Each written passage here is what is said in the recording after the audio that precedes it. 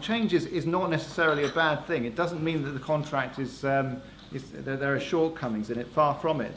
And I think the important point is that any standard form contract can't just remain static. It needs to evolve over time. And otherwise it's not sensitive and representative of the needs of the industry, which are effectively the main sort of users of the contract. And I think that's partly where some of the other contract forms like FIDIC, I think FIDIC, the yellow and red, yellow and silver books haven't changed since '99, so they're very sort of static. But I think one of the advantages of NEC is it is you know, the concept of actually evolving and changing and being very sensitive to the community, and groups like this are really front and centre of that sort of groundswell of opinion, and the NEC, I think, from what I can see at least, is very sensitive to that.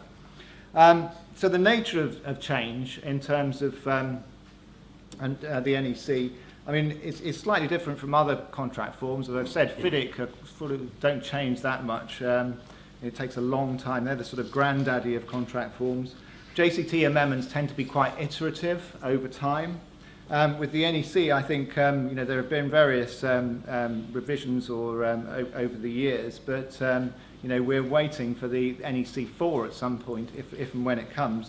And what we're going to be talking about today and in the breakout sessions is what we would be looking for, or what the industry would be looking for in terms of potential changes to improve matters in terms of the contract, and you know, how it can be more sort of sensitive to the needs of the industry.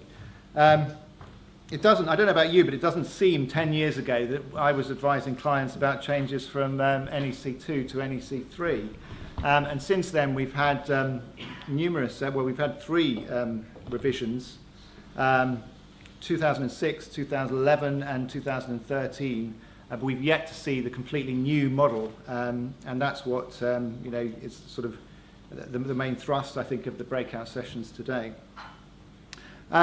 What are the main drivers for change? I've put up on the slide some of the sort of issues and the questions that we would ask in the context of what actually needs to change. Firstly, what additional contract documents do we need, if any?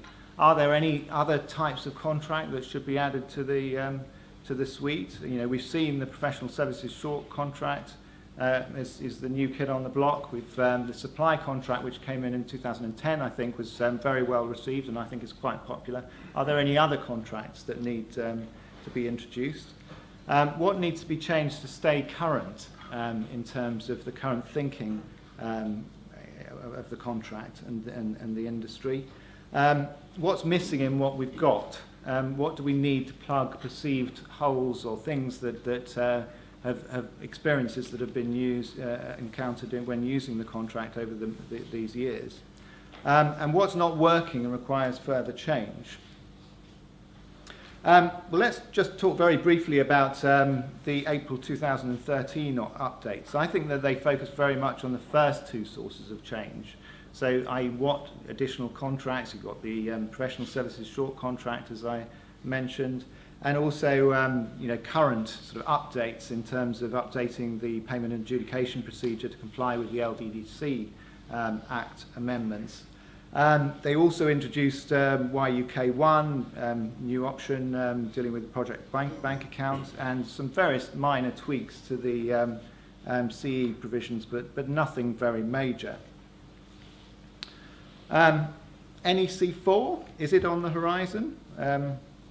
Who knows? But I think in terms of you know, getting to that stage, it's important to realise that you know, that I think that one of the advantages of the NEC, and one of the ways it achieves its brevity and its simplicity and clarity, is actually by actually, well, exporting a lot of detail to the works information. And I would be personally, I would feel that we want to retain that. You know, there is an inclination, I think, to actually try and add more and more to plug perceived holes, but you don't necessarily want to detract from what is the fundamental selling point of the contract, which is its brevity and its simplicity.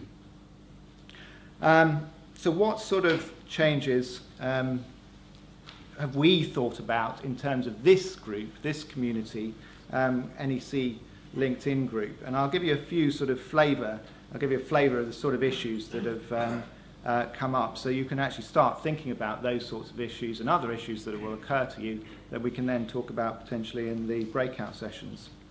So issues that have sort of been flagged up in this group, possibly renaming the risk register as an early warning register. I don't know about you, but one of the things that I've seen many times is that the use of the term risk register can be quite confusing for people who aren't familiar with the NEC, because they often confuse risk allocation register with the risk management tool that is the risk register. And it's not meant to allocate risk in that way between the parties. And so that might be a useful amendment. It's been suggested that removing the cost of preparing quotations from disallowed costs under option A and B would possibly be a more collaborative amendment. Introducing a more developed completion process. So there's been a suggestion that maybe we should think about sort of changes in terms of a more sort of formalised process around completion, maybe some notification, a statement, and then a decision by the PM, and possibly reasons for the PM gives reasons if he declines to certify completion. Whether that should be an issue. I mean, I think in my experience, from using NEC contracts on very large-scale projects, particularly in the sort of process plant sector and rail sector, is that completion is one of the areas that often has to change. The completion provisions are very sort of necessarily very basic, and often for more sophisticated projects, which have to have staged completion, mechanical completion, operational acceptance, final acceptance, or whatever, functional completion.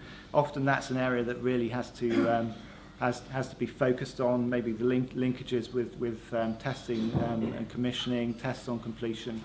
And I think possibly FIDIC is slightly more advanced on that at that point, but that's something that could be also thought about. Other amendments suggested within this group is amending options C and D to avoid the employer having to pay back all of the overrun on the PWDD over the total of the prices. We're having to claim it back at the end on completion of the whole of the works. It's a fairly common amendment that an employer will make. It's arguably, and employers would argue that it's unreasonable that then they should have to pay out, say, on an option C, a cost reimbursable target price, and then have to go to the trouble of then trying to recover that pain share at the end of the project. Should they have an early clawback, which would be, you can see various amendments sort of often are used on that basis. Firstly, whether or not the clawback happens on actual excess of the PWDD over the prices, or whether it's forecast. Those sorts of issues. Some people say that that's a potential amendment that should be embraced by the NEC. I think that's an issue for discussion, really. So that's in terms of changes to existing clauses. What about completely new core clauses suggested by members? One suggestion is closing out the process for no response to the programme for acceptance. It's a common problem that you have on projects that you may not have an accepted programme. The project manager may not be acting collaboratively and accepting the programme where he should do. And some people say, well, should you have a deemed acceptance process around the programme? But on the other side, I can see that there are issues around that. Is it practicable to have a deemed accepted programme, which may bear no relation to the actual progress on the project potentially? So, arguments for and against that there. Some people say, well, should you have more a requirement on the PM to give more detailed reasons for non-acceptance of the programme, to try and address these bad behaviours that you see on the NEC around the accepted programme potentially. More clarity on how to deal with multiple compensation events. Well, the guidance notes actually do talk about bundling up CEs potentially on major projects where you've got many going through at the same time, but I think it would be useful to have more clarity around that and possibly more structure. So that's one suggestion that we've had within this group.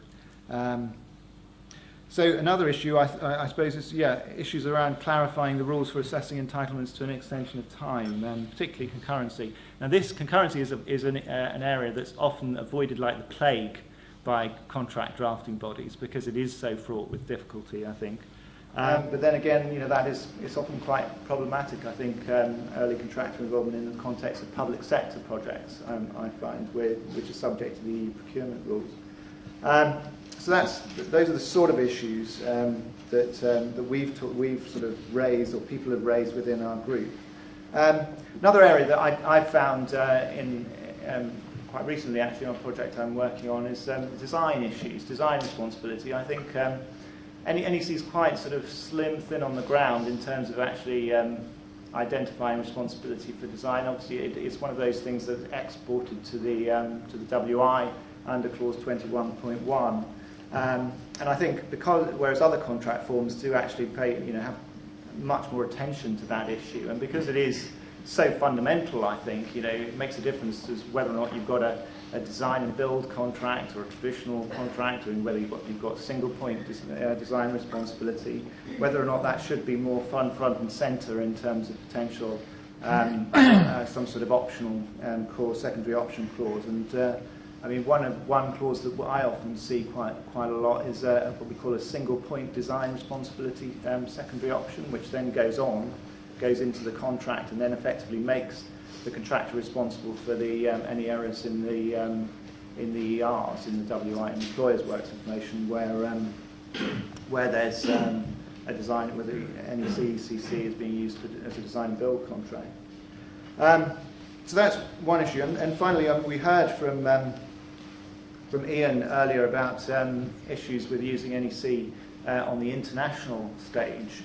And I think that's something NEC could potentially look at in terms of actually making the contract for more attractive for international projects. And the sort of issues that potentially could be thought about in this context. I've put on the slide dispute adjudication boards or dispute review boards. Depends whether they're binding or not binding. But the concept really is you have, say, one or three wise men on a project who are appointed either as a sort of standing board at the beginning of a major project, so that they're a sort of sounding board to go and try and bring the parties together, or potentially ad hoc as and when a dispute arises. But I mean, it's something FIDIC have in terms of their contracts, and arguably it is in line with the NEC ethos, because the object of the whole dispute boards is to bring the parties together. It's about claims avoidance rather than allowing claims and disputes to fester, trying to take the heat out of the disputes or potential disputes at the working level, so that it becomes less adversarial. So arguably that is a change that NEC could think about in terms of potentially another sort of dispute resolution option that would make it more international in its approach and more attractive to international projects. Also, I think guidance notes potentially on how the NEC could be used for international projects in different jurisdictions with different governing laws, and also potentially looking at additional amendments, how it would be dealt with in terms of distinctions between the law of the contract and the local law, how NEC would grapple with issues about decennial liability, time bar provisions, whether they're enforceable in civil law jurisdictions, say. So all of those issues could helpfully, I think, be looked at in terms of some sort of guidance notes on the use of the NEC in the international scene, which would go a long way to, I think, to actually show that the NEC is serious about pushing this contract forward as a real competitor to other international contract forms.